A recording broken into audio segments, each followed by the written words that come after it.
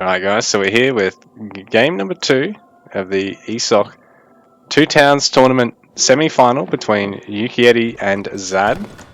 So Ezad picking Portuguese this time, and Yukietty picking Indians. We saw an unsuccessful rush as Mexico into the filibusters revolution against Ezad's Russia last game, which Ezad managed to successfully defend, so I don't know what this map's called, but I like it. It looks cool. So Indians gonna have a nice early game line of sight and treasure detection advantage because they've got the 2 explorers versus the 1 Euro explorer. But 2 towns. Portuguese is gonna have 1 more town center, and I mean Portuguese. It's already that civ that has too many bloody town centers. So I don't have time to figure out which deck he's actually going to go with here because he's literally got a million.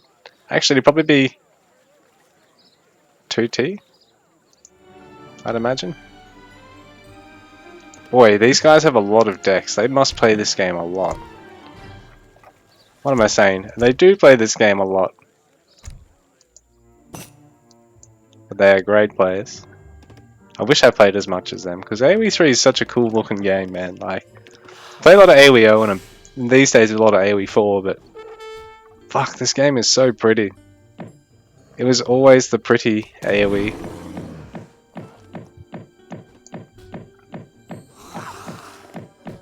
And even the soundtrack to it, man, like,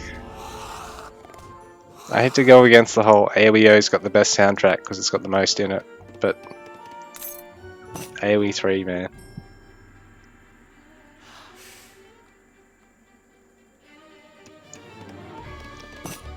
Oh, that's all in German, not English. Where's the English translations?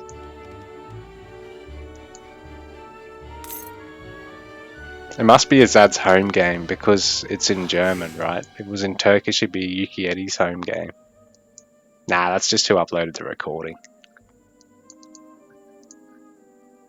So both our players getting some treasures. We got distributivism coming in, especially useful for Indians because the villages cost wood. Whereas for nearly all the other civs, I think all the other civs actually, they're going to cost food. Other than, I think they might cost, they cost gold for Dutch. I think they might cost gold for Dutch. Ooh. So Ezad's trying to get this 90 food treasure, and he's going to be able to get it actually. Yukietty doesn't really have any more health on his explorer, and his other explorers over here poking at the base, having a look to see what treasures he can potentially steal from Ezad, and getting a suss of his base layout and his opening. So there's a marker there for Ezad. He's going to go for economic theory early on here as well. He's already gone for Furrier, so it actually gets him increased yield as well as work rate. And now he's gone for economic theory, which is just a flat increase to all resources. So really, if you're getting any eco card early, as you know, economic theory stacks great on top of that, or on top of any market text. Ezad's getting all 3. The greedy bastard, but looks like Yukietty is also just thinking how he might be able to punish this, I think, because he's stacking up a lot of food, not got a lot of wood in the bank yet. Hasn't really gone for a market and any eco text yet, or hasn't really accrued any wood to try and take the trading posts, so I think he might just be looking to try and punish. Because Ezad is mostly just going for eco greed here, taking all those eco texts and cards. Yukietty is actually getting good faith agreements. So what's this going to do, mate? Exports export cards cheaper. Sorry, not cards. Export text cheaper. Because I mean, you can follow up good faith agreements with diplomatic intrigue as well, and that way he's got a lot of export. to actually put towards export units, and then he can always take the gather rate reduction in favor of export, so he's generating more of it, and then just ship a fuckload of units. You grab distributive of them. There's H2's on the way. Ezad, this is a little bit quicker here. Yukietty's gone 4 villages to build the wonder, so it must actually make it slightly faster, eh? It's just fairly negligible beyond 3 or 4 villages. So spice trade as well for Ezad here. He's going all out for all these food techs. That actually makes them last longer too. So I imagine he's just playing a very, very macro-y Portuguese style. I mean, if he goes to Fortress Age, what's he going to do? Plonk down another 2 town centers, go all the way up to fucking 5 of them or 6 of them.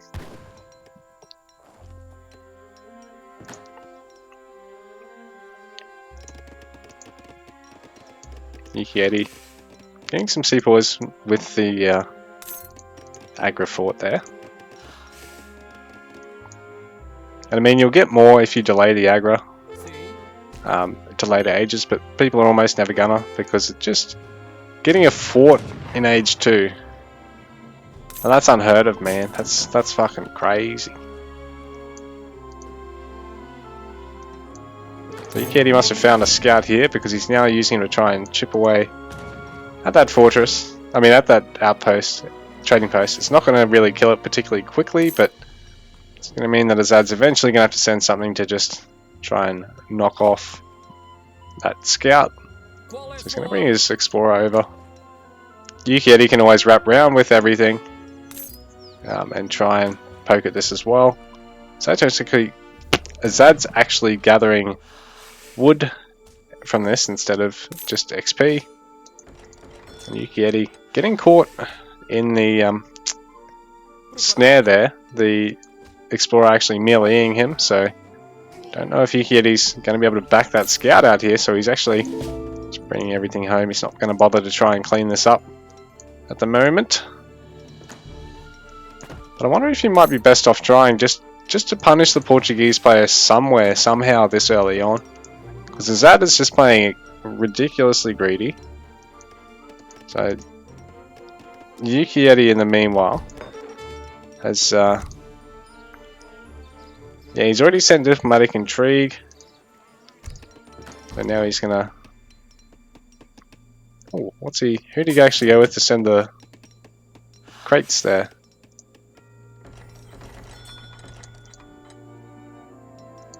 Not sure who his alliance has been with now, but we'll see shortly. We'll find out when he actually sends some units. But he's going to start getting some eco-techs now. Sorry, you guys probably all know based off the crates, but I don't. I usually just, if I'm ever Indians, I'll just always go allied with British. Here we go. He's going allied with French, actually. So I don't know what those crates upgrades did, whether they spawned him some crates perhaps, probably. Or they might allow him to send crates for export. So Yukietty's actually going to try and siege the town centre. But Ezad's able to snipe one of his explorers, so don't know if this has really been worthwhile for him, because everything here of Ezad's is it'll be zoned, but while this is going on, the town centre is able to chip away at Yukietty's explorer, and then even worse, it'll start being able to chip away at the sepoys. But Yukietty's actually brought these young guards, so this is part of that French Expeditionary Company. These guys are going to be great against the building. Ooh, but that was a good buy there from Ezad, getting the explorer and the militiamen out to try and snipe the young guards and keep some of the sepoys snared. So he's going to pick off most of those, and the cazadors being sent, I think, from shipment there. Yeah, so he sent cazadors from shipment, having gone to feudal fortress not long before the push. Yukietty might be able to take out the... Oh, he's just going to have to... I think he is just going to have to run. I was going to say he might be trying to snipe the Explorer, but... he doesn't really want to stick around, because if Ezad melees this... Now, it's going to be a pain in the ass. Yukietty's going to have to deselect out the melee unit and run everything out. Just like what we saw back here. So Ezad looking to be really dominating now, because he's got control of his side of the map, and Yukietty is now going to have to try and macro up while down on TC count, and he doesn't actually have any trading posts. So Ezad, even though he's coming down here to try and check them and then zone them, Yukietty's not really getting any XP down there and has nothing to really buy him some time so that he can, say, harass Ezad's or try and harass Ezad's hunt gatherers. I mean, he's got Sepoy Young Guard, which sort of means he's not particularly mobile. Like, he's gone for barracks and an aggro fort, whereas if he, say, had a stables from here, he could at least possibly try and harass at this point, and at least force Ezad to stay home, whereas Ezad really is probably just looking to ready himself, try and push. He just really needs something to deal with the aggro fort, although Yukietty, oh, that may out. It's going to make it hard to deal with, because Ezad has all this small infantry, while these guys are a nice area damage unit, so really good against infantry in particular.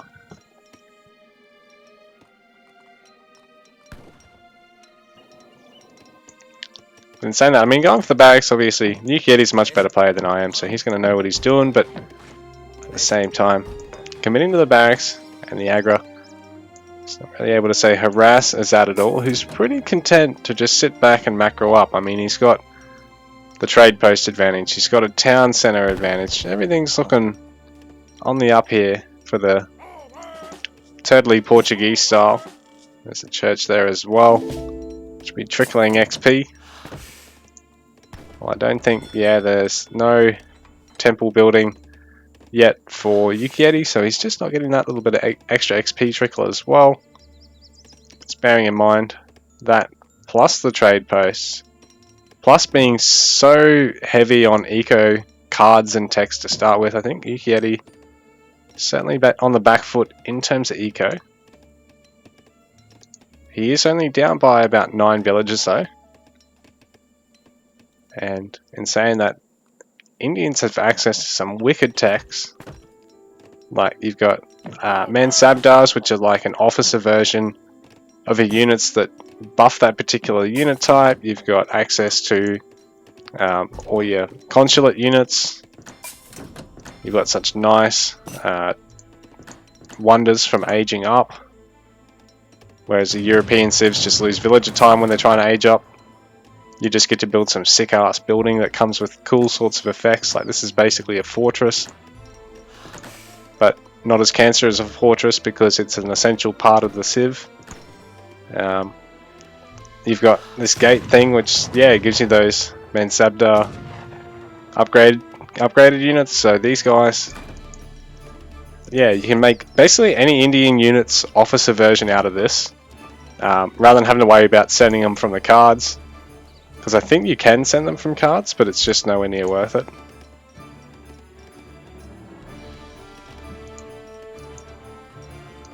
I think I could be wrong about that. And I mean, elephants, you've got an area damage elephant, you've got a melee elephant, and then you've got like a elephant with a big ass cannon. That's sort of just like a nice generalist siege unit. It's not bad against buildings or other cannons or infantry, but I don't think it's necessarily got the bonuses against any of the three that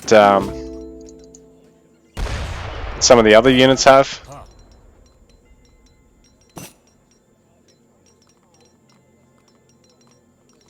Oh yeah, it does get a bonus to artillery. It's not as good as Culverin bonus, I don't think. Like, on cost, I think Culverin's fucked these guys up. Even though these guys are a bit tankier. But yeah, Indian's just a really, really nice versatile civ. And Portuguese is just a really, really nice, greedy, get to late game civ. Get to late game and have a better eco and then steamroll your opponent's civ. So Ezad 83 villages, Yukietty's on 64.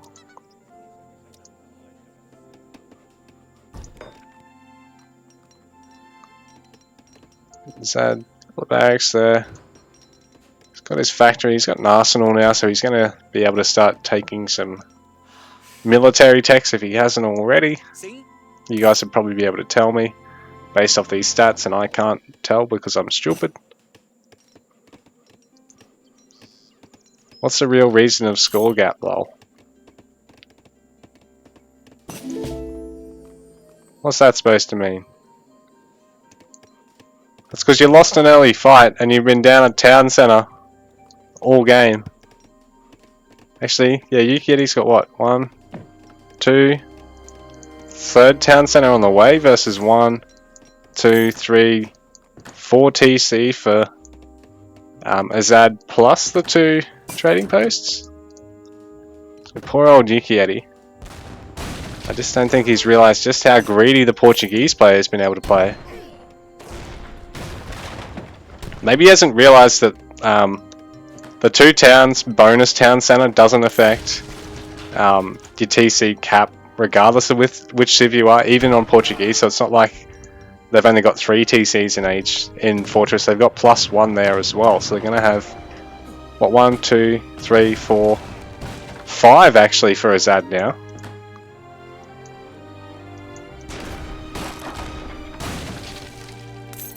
It's actually pretty nuts.